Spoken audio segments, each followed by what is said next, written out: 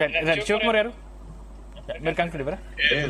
ఇంతకుముందు విజయ్ కుమార్ గారు మాట్లాడింది కానీ లేకపోతే ప్రొఫెసర్ వినోద్ కుమార్ గారు మాట్లాడిన దాంట్లో ఒక సంభాషణ. ఇప్పుడు గత 30 సంవత్సరాల నుంచి ఎంఆర్పీఎస్ చేస్తున్న ఉద్యమానికి ఈరోజు సుప్రీం కోర్టులో ఒక నిర్ణయం వచ్చిన తర్వాత ముఖ్యమంత్రి రేవంత్ రెడ్డి గారు అసెంబ్లీలోనే ఒక నిర్ణయం తీసుకొని నేను ఖచ్చితంగా మొదటి రాష్ట్రంగా నేను చేస్తానని చెప్పి ఆ మాట నిలబెట్టాను. దానికి ఈరోజు దామోదర్ రాజనరసింహ గారు కానీ దాని వెనుకాల ఉండి ఖచ్చితంగా ఏ రకంగా జరగాల, కేటగరైజేషన్ ఏ రకంగా ఉండాలా, అది గతంలో జరిగింది ఎక్కడ ఇబ్బందులు జరిగినాయి ఇప్పుడు ఏం చేయొద్దు అనే రకంగా ఆలోచిస్తే ఈరోజు విజయోత్సవ సభ జరిపే మండప సమాధి గారు కూడా ఈరోజు దాన్ని కూడా రాజకీయం చేస్తూ బీజేపీకి సపోర్ట్ చేస్తా, లేకపోతే ఎమ్మెల్యే ఎలక్షన్ కానీ ఎంపీ ఎలక్షన్ లో కానీ బీజేపీకి సపోర్ట్ చేయని చెప్పిన మందకృష్ణ గారు ఈరోజు కనీసము రేవంత్ రెడ్డి గారు చేయకపోతే నేను లక్ష డబ్బులు 1000 గొంతులు అనే రకంగా కార్యక్రమం తీసుకుంటాను. దానికి ముందు ఈరోజు తెలంగాణలో ఒక ఎస్సీ వర్గీకరణ క్లాసిఫికేషన్ చేస్తే ఆయన విజయోత్సవ సభ చేయకుండా దాన్ని ఇంకా రాద్ధాంతం చేసుకుంటా రాజకీయం చేయడంలో ఎందుకు చేస్తున్నాడో, ఒక వర్గానికి ఎందుకు సపోర్ట్ చేస్తున్నాడు అనేది ఆయన ఒకసారి ఆలోచించాలి.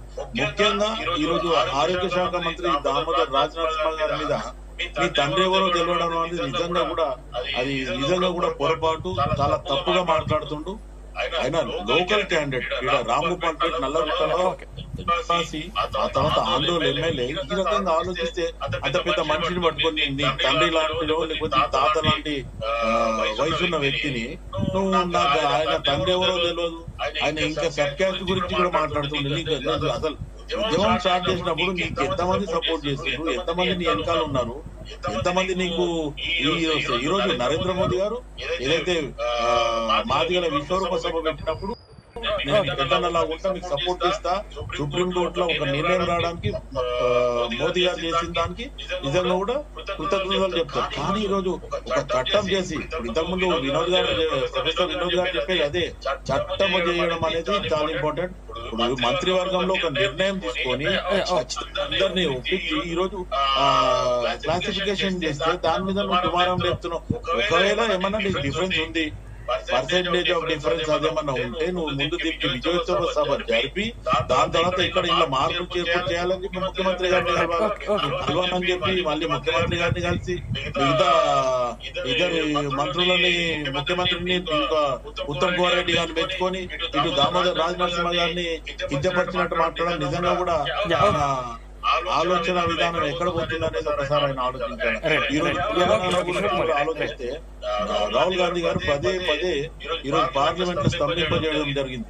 కానీ ఈ రోజు బండి సంజయ్ గారు కానీ లేకపోతే కిషన్ రెడ్డి గారు కానీ మాట్లాడే వేరే రకంగా మాట్లాడుతున్నారు. ఒకవేళ అంత అనుకుంటే పార్లమెంట్ లో బీసీ కులగణన బిల్ పెట్టమని చెప్పండి. ఈ రోజు ఎన్ని సంవత్సరాల నుంచి పెండింగ్ ఉన్నది, ఈ రోజు జరిగిన దానికి ఒకవేళ అప్రిషియేట్ చేయాలి తప్ప దాన్ని ఇంకా డీగ్రేడ్ చేసి లేకపోతే దాంట్లో ఏదో పాయింట్ చూపించి దాంట్లో కాంప్లికేషన్ అని చెప్పడం మటుకు నిజంగా కూడా ఇది మంచి పద్ధతి కాదు, ఇది మంచి పరిణామం కాదు. పోరాటంలో నీకు ఒక విజయం వచ్చింది, జరిగింది. ఈ రోజు మొత్తానికి ఆర్డినెన్స్ చేసి కూడా చేస్తా అనే రకంగా ముఖ్యమంత్రి గారు చెప్పడం జరిగింది. ఉత్తమ్ కుమార్ రెడ్డి గారు అందరూ కష్టపడడం జరిగింది.